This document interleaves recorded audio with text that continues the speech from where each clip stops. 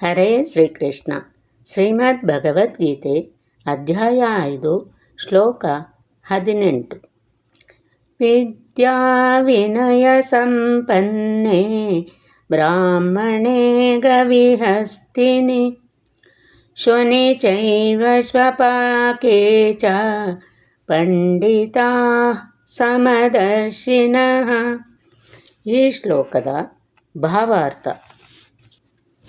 ಕೃಷ್ಣ ಪ್ರಜ್ಞೆ ಇರುವ ಮನುಷ್ಯನು ಯಾವುದೇ ವರ್ಗಗಳಲ್ಲಿ ಅಥವಾ ಜಾತಿಗಳಲ್ಲಿ ವ್ಯತ್ಯಾಸವನ್ನು ಮಾಡುವುದಿಲ್ಲ. ಏಕೆಂದರೆ ಭಗವಂತನು ಸ್ವಾಂಶವಾದ ಪರಮಾತ್ಮನಾಗಿ ಎಲ್ಲರ ಹೃದಯಗಳಲ್ಲಿದ್ದಾನೆ.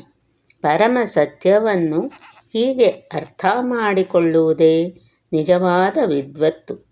ಬೇರೆ ಬೇರೆ ಜಾತಿಗಳ ಅಥವಾ ಬೇರೆ ಬೇರೆ ಜೀವವರ್ಗಗಳ ದೇಹಗಳ ಮಟ್ಟಿಗೆ ಹೇಳುವುದಾದರೆ, ಭಗವಂತನು ಎಲ್ಲರ ವಿಷಯದಲ್ಲಿಯೂ ಒಂದೇ ರೀತಿ ದಯೆಯನ್ನು ತೋರಿಸುತ್ತಾನೆ. ಅವನು ಪ್ರತಿಯೊಂದು ಜೀವಿಯನ್ನು ಸ್ನೇಹಿತನೆಂದೇ ಕಾಣುತ್ತಾನೆ. ಜೀವಿಗಳ ಸನ್ನಿವೇಶಗಳು ಏನೇ ಇರಲಿ, ತಾನು ಪರಮಾತ್ಮನಾಗಿಯೇ ಇರುತ್ತಾನೆ. ದೇಹಗಳು ಐಹಿಕ ಪ್ರಕೃತಿಯ ಬೇರೆ ಬೇರೆ ಗುಣಗಳಿಂದಾದ ಜಡವಸ್ತುವಿನ ಉತ್ಪನ್ನಗಳು. ಆದರೆ ದೇಹದೊಳಗಿರುವ ಆತ್ಮನೂ ಪರಮಾತ್ಮನೂ ಒಂದೇ ಆಧ್ಯಾತ್ಮಿಕ ಗುಣದವರು. ಆತ್ಮನೂ ಪರಮಾತ್ಮನೂ ಗುಣದಲ್ಲಿ ಒಂದೇ ಆಗಿದ್ದರೂ ಪ್ರಮಾಣದಲ್ಲಿ ಒಂದೇ ಅಲ್ಲ. ಏಕೆಂದರೆ ಜೀವಾತ್ಮನು ಆ ನಿರ್ದಿಷ್ಟ ದೇಹದಲ್ಲಿ ಮಾತ್ರ ಇದ್ದಾನೆ.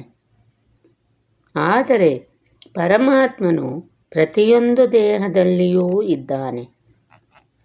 ಕೃಷ್ಣ ಪ್ರಜ್ಞೆ ಇರುವ ಮನುಷ್ಯನಿಗೆ ಇದರ ಸಂಪೂರ್ಣ ತಿಳುವಳಿಕೆ ಇದೆ. ಆದುದರಿಂದ ಅವನು ನಿಜವಾದ ಪಂಡಿತ ಮತ್ತು ಸಮದರ್ಶಿ. ಆತ್ಮ ಮತ್ತು ಪರಮಾತ್ಮರ ಸದೃಶ ಲಕ್ಷಣಗಳೆಂದರೆ ಅವರಿಬ್ಬರಿಗೂ ಪ್ರಜ್ಞೆಯುಂಟು. ಇಬ್ಬರೂ ನಿತ್ಯರು ಮತ್ತು ಆನಂದಮಯರು.